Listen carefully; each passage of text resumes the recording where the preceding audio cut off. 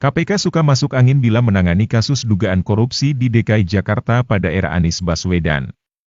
Proses hukum kasus dugaan korupsi Formula E dan Bansos 2,85 triliun rupiah misalnya, KPK terkesan lambat bertindak. Anehnya, Najwa Shihab, wartawan yang biasanya kritis, hanya membungkam saja.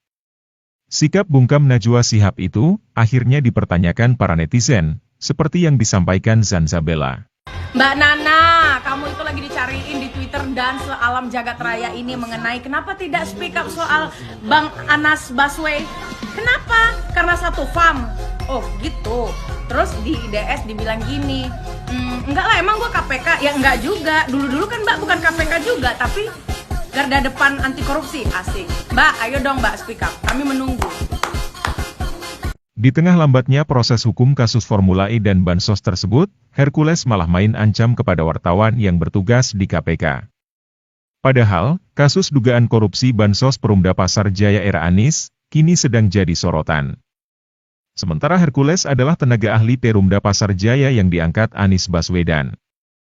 Tak aneh, penemuan ribuan ton beras Bansos era Anies yang ditimbun membusuk di gudang, membuat para netizen jadi miris.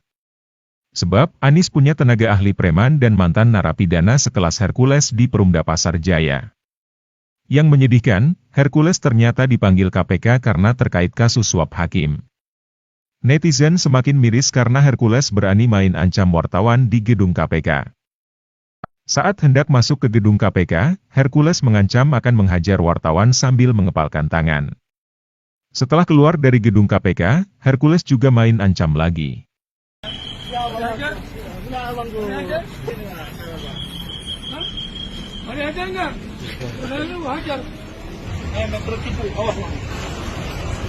Wartawan itu nggak benar semua, wartawan itu provokator.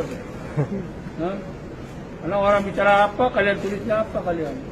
Kalau kalian sama pejabat KPK boleh macam-macam, sama saya jangan macam-macam kalian.